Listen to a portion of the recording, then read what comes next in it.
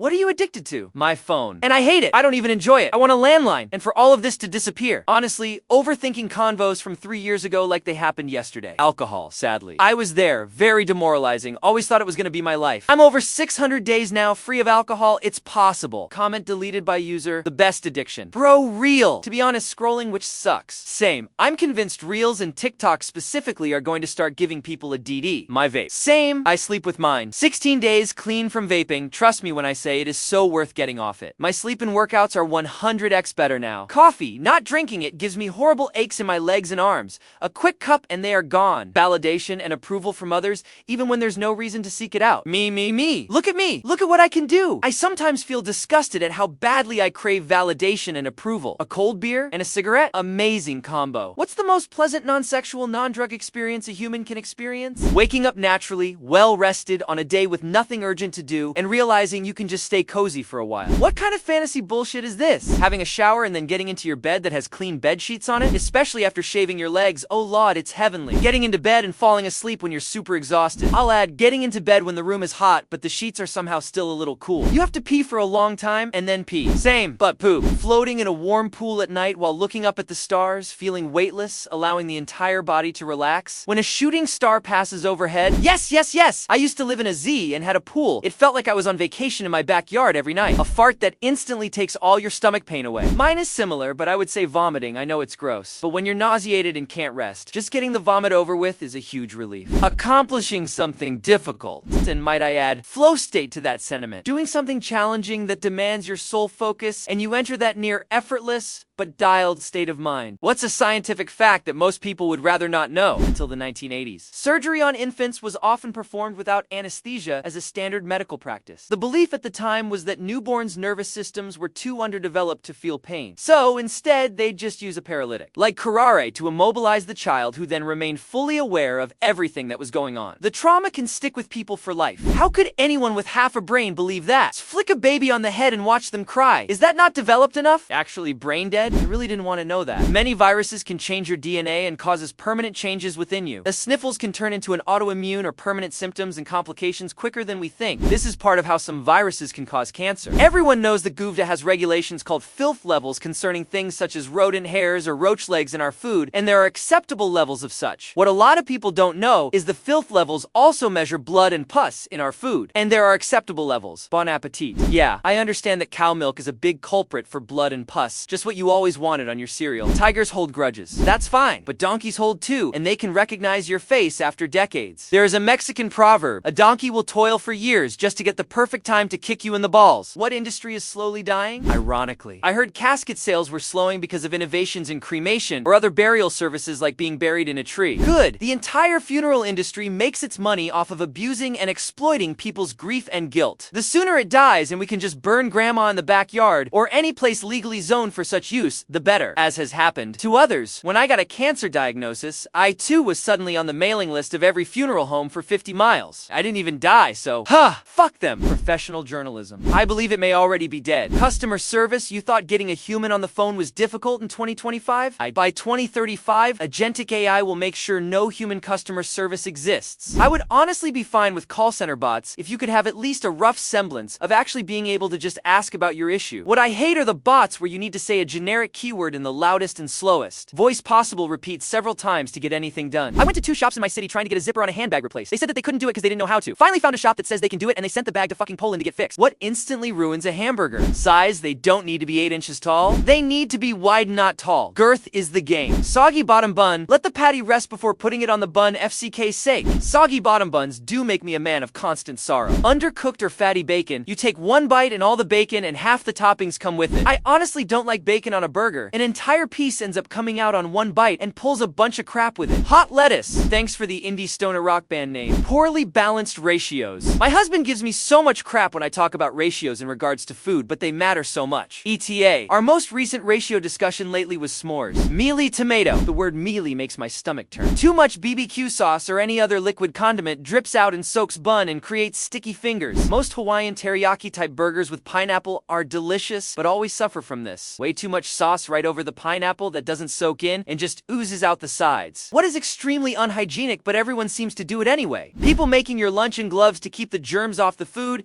then take your dirty cash with the clean gloves. I've worked in kitchens and I swear people don't understand how gloves work. I've people wear gloves while cutting chicken, then move on to veg with the same gloves. When I call them out for cross-contamination, they said it's okay because they're wearing gloves. I see peeps walk out of the restroom without washing their hands all the time. Just saw it yesterday at Target. Dude walks out of a stall, walks right behind me at the sink and out the door. I follow behind shortly after. We're both heading towards the exit, and I see him ahead of me where he bumped into an acquaintance. Greeted him with a handshake, two-bro hug. Licking your fingers when counting money or turning pages. I'll never forget the cashier lady who went under her mask peak COVID to lick her fingers to open the grocery bags. I hate touching sticky condiment bottles at a restaurant table like ketchup when I'm eating finger foods like fried or a burger. I agree. The restaurant I work at, part of your midday shift and closing shift side work is to sanitize the condiment bottle tops and sides before leaving. It gets checked by a manager. I don't know why all restaurants don't do this. If Mal's nightlife, movie theaters, tourism are all dying, what is on the rise? Sitting in front of a screen for 12 hours a day, we are in the chronically online era, lol. Isolation triggered depression. Yeah, basically, hopelessness, existential dread, objectless rage, terminal ennui. Hanging out at home because you spent most your money on a roof over your head, so going out isn't an option? Unless you're doing something free like walking in a park or window shopping for stuff you can't afford to buy? Enjoying my mortgage is the classy way to put it. Private equity. I golfed with a guy last week who does consulting for PE acquisitions,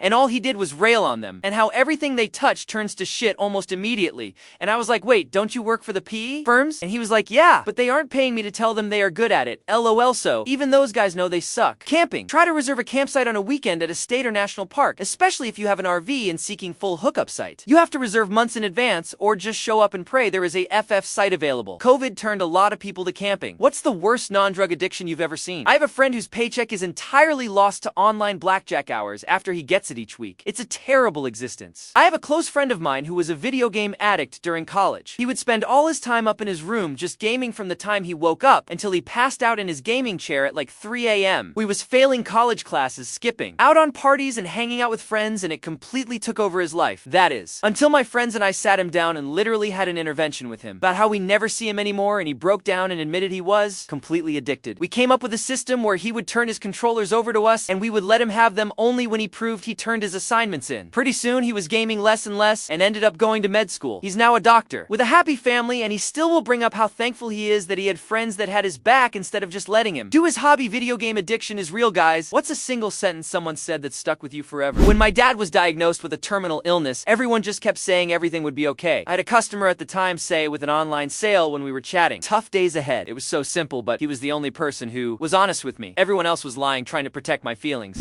No, you don't understand. I was a pre-med college student and volunteering at a hospital. Case chronically ill patient was telling me about their pain, and reflexively I said, I understand. He said, no, you really don't. That struck me, and I've never said it again in all 10 years I've been in medicine. Now I say I really can't understand, but I want to help as best I can. When I was learning how to drive some 35 years ago, an adult friend told me the most important thing was always expect everyone else to do something stupid. True to this day, never forgot it. I have seen plastic bags go further in life than you. They do stick around for like thousands of years, so it's kind of a compliment if you think about it. She said, you're not a bad person. You're just really tired of pretending to be okay. Hit me like a freight train. Somehow gave me permission to be honest with myself. That's such a painfully true sentence. I think a lot of people are walking around like that, exhausted from the performance. Glad she said it to you. You deserve to hear it. What's a simple pleasure in your life that you will never get tired of? I have a few days off each week, and the night before those days off, I like to do all my chores and pick up a little bit. Then the morning of my day off, I'll wake up, prep my breakfast, finish any chores I didn't do, shower, make my breakfast and coffee, eat my breakfast, then start up my game. And there's a moment when I'm on my game title screen when I'm about to start 8 to 10 hours of uninterrupted game time, where I pause,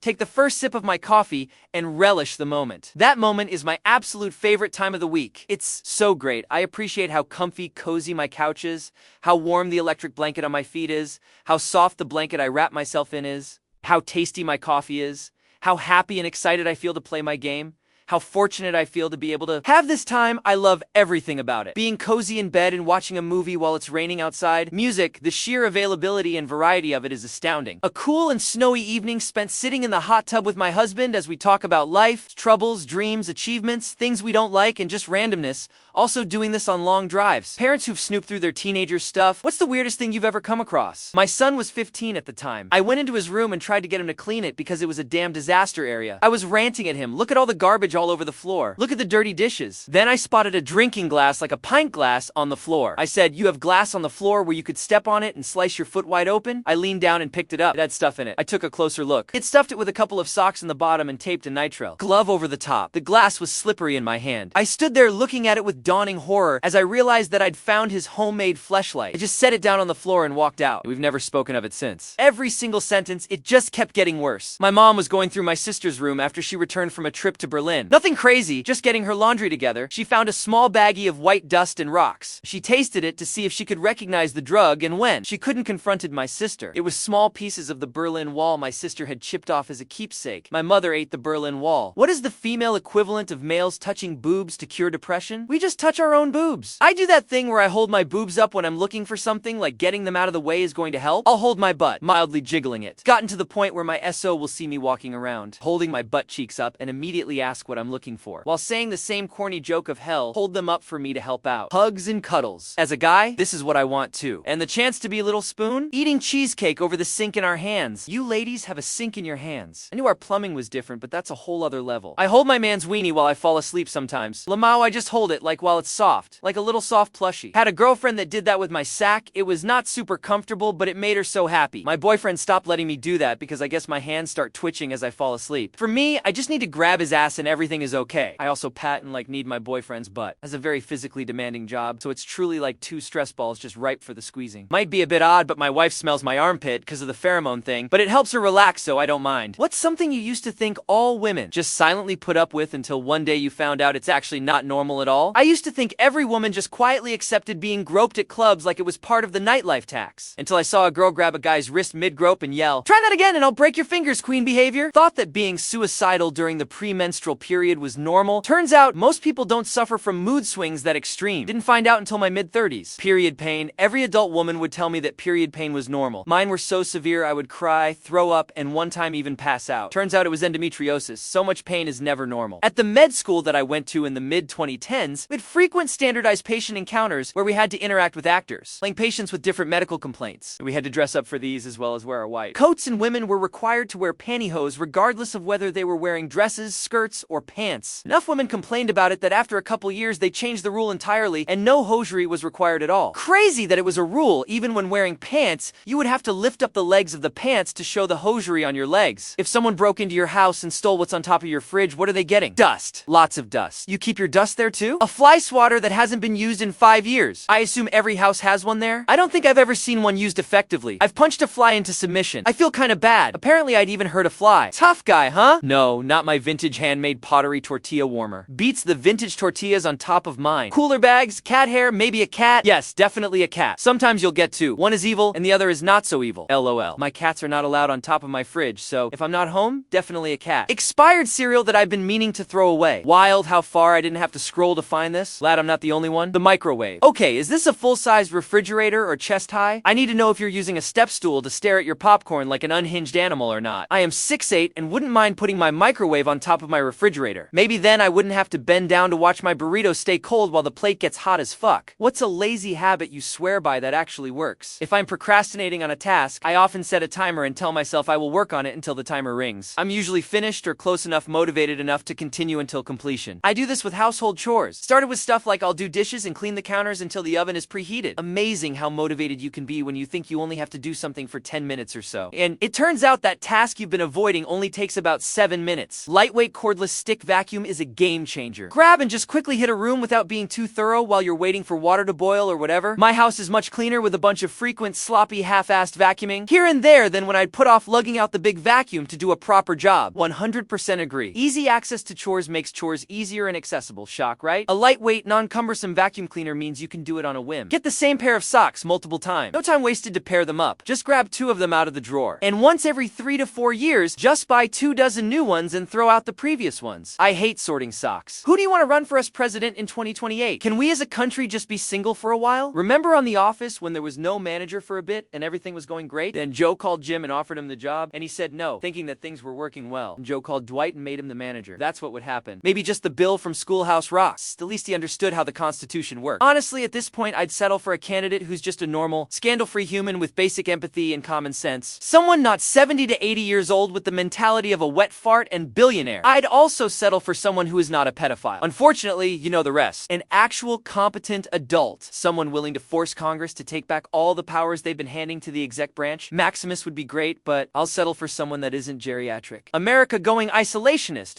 War in Eastern Europe. Asia gearing up for a tussle. Where have I heard this before? Till a man noticed a loophole in a lottery called windfall. When the jackpot hit $5 million and had no winner, it was split between those who matched 3, 4, and 5 numbers. If he spent $1,100 on 1,100 tickets, he'd have one 4-number winner and 18 3-number winners, earning $800 profit. He netted $7.75 million over 9 years. Wow, where are they now? There's a pretty movie about it, Jerry and Marge Go Large. I listened into a podcast EP recently about the Texas, I think, lottery where something similar was done with arbitrage, except they won multiple tens of millions through courier tickets. I'm surprised the lottery company didn't fix the loophole for 9 years. Which person who died too early in life had the most potential? My little sister killed by a drunk driver in 2021. Sorry for your loss. My wife died 2 weeks ago at 42. She was the prettiest, smartest, and nicest woman I have ever met. She dedicated her life to helping those less fortunate than us. I was the luckiest man in the world for 17 years. My brother at the age of 23 cause of cancer. He was an aspiring lawyer with a great ambition in social sciences and philosophy. Studied in his hospital room until his last day. Love you, Amit, for who you were. I don't know about the most, but there was a mathematician called Jacques Herbrandt, who, in simplified terms, submitted his thesis, went on a hiking trip in the Alps, and died. His thesis became a theorem named after him that is very important. In mathematical logic, he was only 23. To have a thing named after you in mathematics so early is a feat, I feel. If he had lived there, might have been leaps in mathematical logic, which could have affected computers and who knows what else. What's a gaming hill that you will die on? I'm curious to see some of y'all's takes. People don't criticize Rockstar enough for their fumbling of Red Dead Online or lack of GTA V single-player DLC. Damn well better put something any game, you damn well better put something interesting behind it. The hill at the end of Halo Reach, game length is not related to game quality. Some of my favorite games have only lasted a few hours and other lasted nearly 200. Let's get rid of the awful padding in games. I have stopped playing many games because the padding caused me to get tired of the slog long before the game was over. It's perfectly okay to play on easy or normal difficulty. Games should be fun. Steam's refund policy should be an industry standard. I swear tutorials have gotten longer since they added that policy to hours in 1 minute.